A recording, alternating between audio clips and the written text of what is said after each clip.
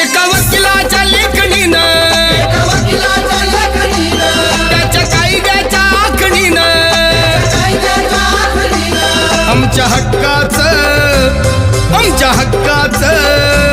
आमच्या हक्काचं लेखन व माय मग कुणी नाही केलं भलं व माय अग दिल्लीचं दालन फुलं व माय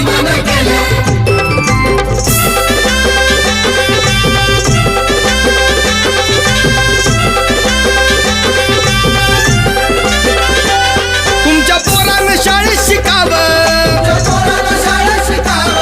अशा लाचारीला मुकावं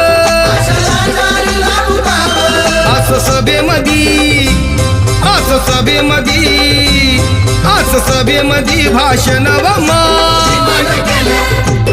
मग कुणी नाही केलं भलं व